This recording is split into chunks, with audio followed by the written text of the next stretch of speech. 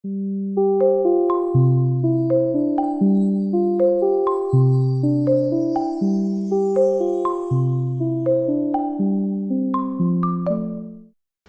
pravi, če povzamem, Naja Ferjan Ramirez pravi, če hočeš ti kombinirati dva jezika, moraš ti ta dva jezika poznati. In tisto, kar mi večkrat vidimo kot manko, to se pravi, nekdo ne zna, zato kombinira, da večkrat je to lahko tudi nek odraz tega, da zna več. In zato, ker zna več, lahko kombinira, ker če ne bi znal, ne bi mogel kombinirati. In Antonella Sorace, ki pravi, oni ne rečejo patate crunching, so patate crunchose, se pravi, celo pridevnik sprejajo po italijanski slovnici. Ampak uporabijo koren neke besede, zato da so bolj ekspresivni, zato da dejansko v večji meri sporočijo tisti koncept, ki jim je blizu. Zdaj, kakšne so prednosti dvojezičnih otrok? Prva in taka zelo pomembna prednost je, da imajo boljše razumevanje koncepta beseda, boljše razumevanje razmerja beseda koncept. Nekdo, ki je enojezičen, razume, da tole je stol. Nekdo, ki je dvojezičen, razume, da to je nekaj, kjer jaz sedim. In v slovenščini to stol, v italijanščini je sedja, verjetno tam še 400 drugih jezikov, ko je nekaj drugega. Okay? Zakaj je to zelo pomembno? Zato, ker to pomeni, da oni že v začetku ustvarijo sposobnost razmišljanja, ki je decentralizirana. Okay? Oni lahko na isto zadevo gledajo iz več zornih kotov. In to je ena izmed ključnih prednosti dvojezičnih otrok, da so bolj fleksibilni v razmišljanju. Izgovarjava je izrazito fonetična. Jaz recimo pri teh otrocih, ko so se učili angleščino, meni je bilo zelo hecno spremljati, ko so pač prišli v prvi razred in se pač bo treba naučiti pisati. In jaz sem naivno, tako brez razmišljanja, sem razmišljala, da se bo naučili pisati tako, kot smo se mi. Jaz sem se pač učila v angleščini. Kar se piše C-A-R, car, Ja ne, on ima kar, on se je kar naučil, ne zato, ker je videl tam car in mu nekdo povedal, da se pač izgovarja kar, ampak fonetično je slišal, izgovarjava je perfektna in zdaj se on mora učiti to pisati, tako kot se učijo Angleži.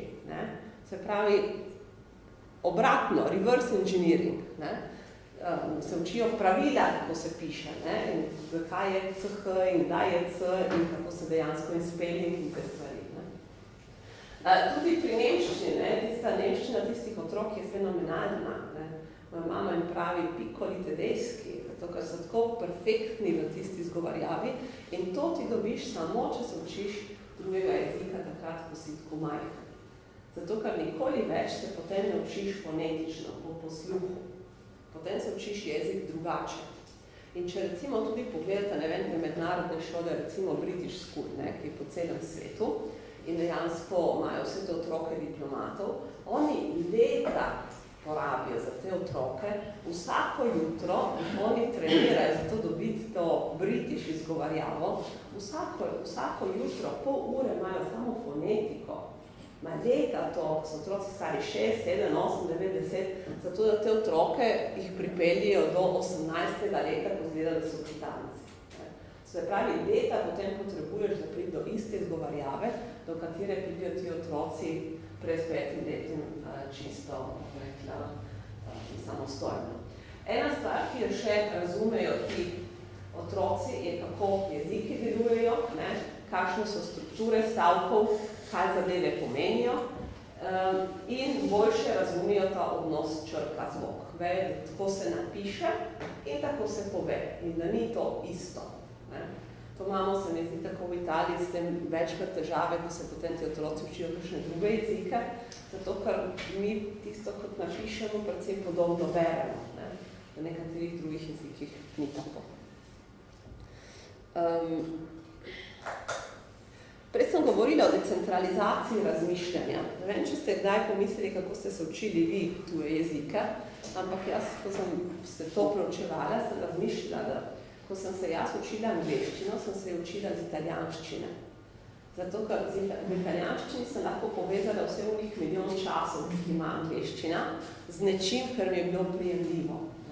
Ko sem se učila pa nemščino, sem se učila iz slovenščine, ker tam si lahko sklanjanje in spreganje zelo lepo povezal z slovensko slovnico. To se pravi, imaš dve izhodiščni točki. Mene je Tamani vprašal pred nekaj meseci, je bral neko knjigo in noter je pisalo sunkovito. In me vpraša, mama, kaj pomeni sunkovito? In jaz rečem, hitro in močno. In potem malo razmišlja in mi reče, aha, že vem, to je isto kot suddenly.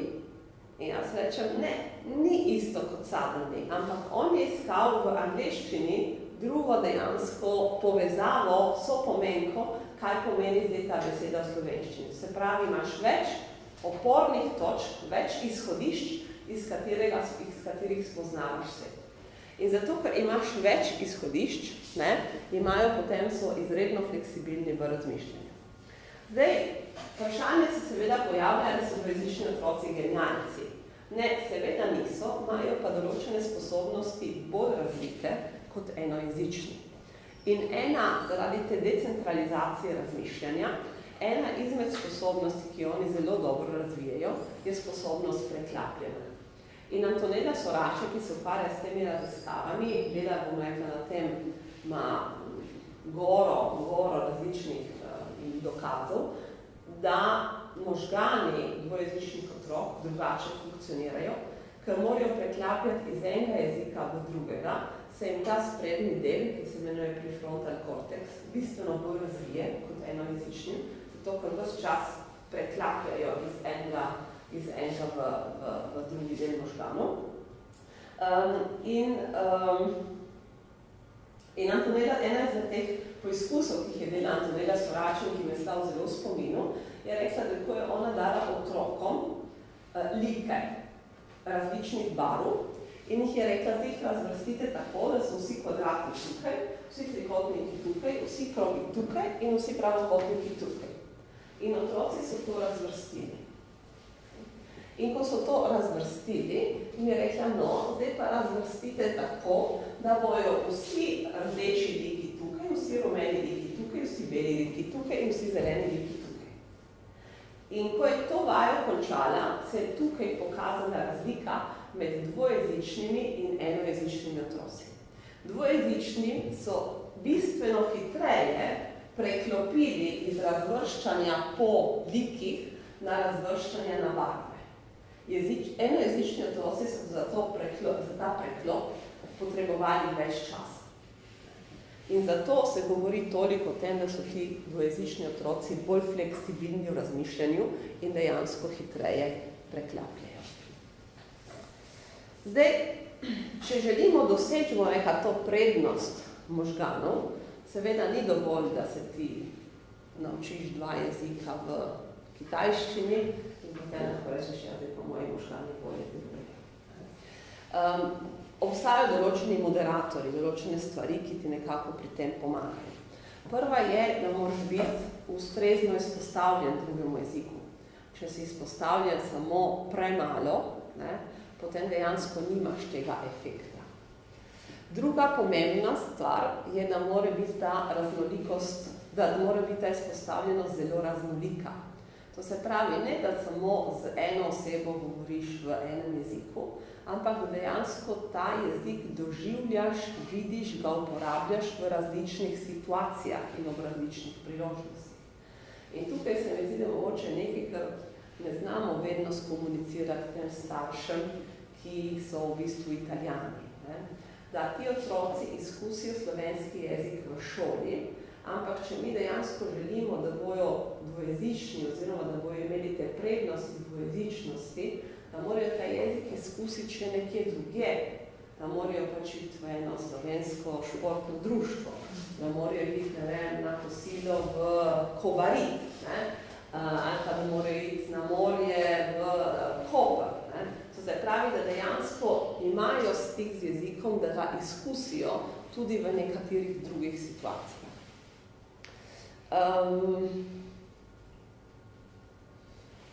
Prej ste omenili in mi je zelo to ostalo v spominu, ko ste govorili o teh otrocih od južnjakov in od starših južnjakov, ki dejansko imajo zelo pozitiven odnos do jezika.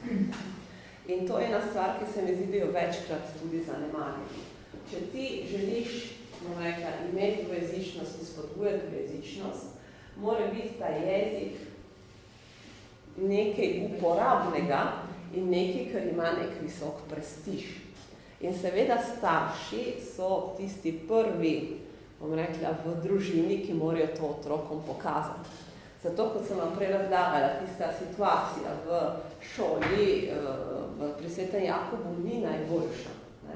Zato, ker če starši ne uporabljajo jezika, ali pa vsaj se ne potrudijo, vsaj kakšno besedo, da dajo otroku nek občutek, da je ta jezik pomemben, da ga dejansko ga je smiselno govoriti, potem seveda tudi otroci imajo nek, manj vrednosti kompleks, ampak se jezik ne zdi tako pomemben.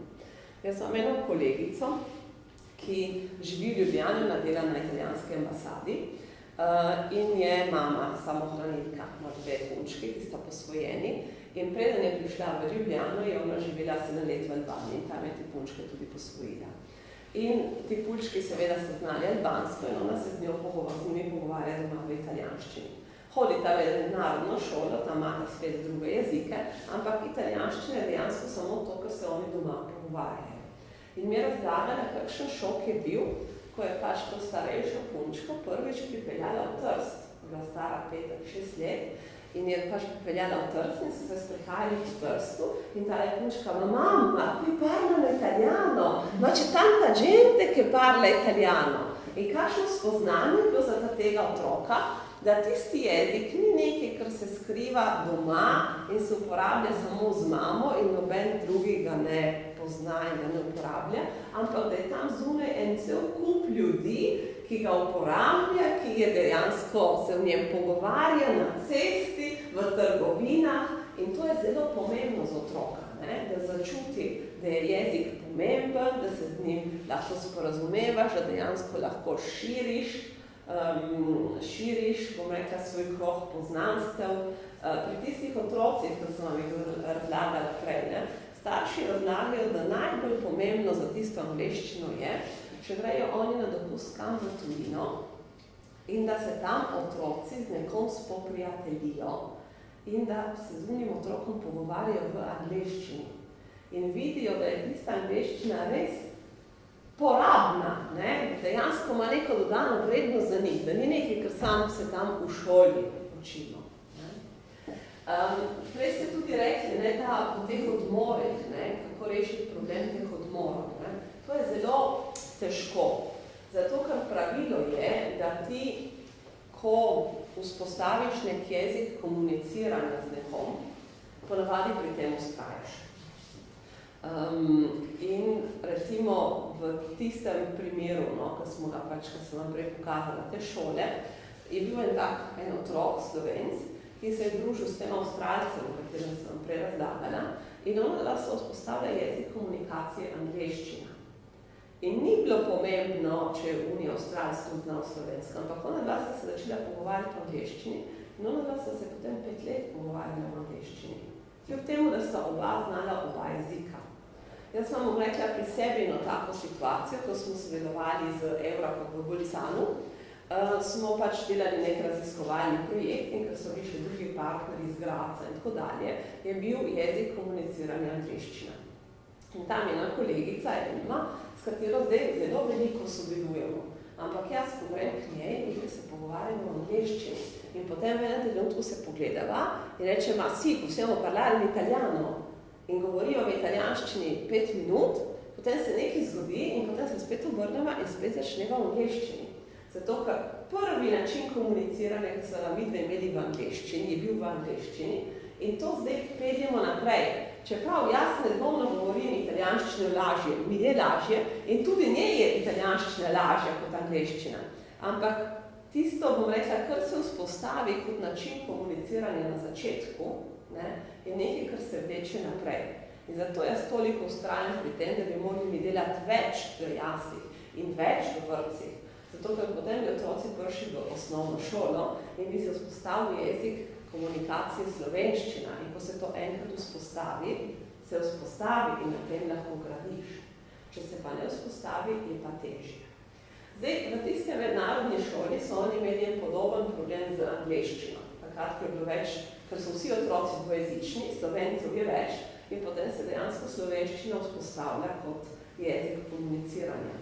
In ta učiteljica, angleška, je rekla, ko smo jo pač malo spraševali, kako se ona loteva tega problema, je rekla, jaz nimam težav, jaz sem pač otrokom povedala, da ko sem jaz v razredu, se mi pogovarjamo v angleščini, zato da pač oni vadijo angleščino. Je rekla, njih ni treba opominjati ali kakoli, ne? Samo povedati sem jim morala in pač to je to. Ne? In oni imajo tak sistem, da dejansko so tudi med odmorom v razredu in če je ona dežurni učitelj, je pač takrat pogovor angleščina. Z neko utemeljitvijo, da tudi seveda ona slovenščine ne razume, ker je res, ne? Ona slovenščine ne razume in potem želi pa vedeti, kaj se med otroci dogaja in kaj se oni pogovarjajo. Tako da včasih to vzpostavljanje pravega jezika za komunikacijo ni tako nemogoče in so otroci tudi pripravljeni se prilagoditi, če seveda znajo dovolj. Če pa ne znajo in zaradi tega je okrnjena njihova sposobnost komunikacije, potem se seveda temu lahko tudi upirajo.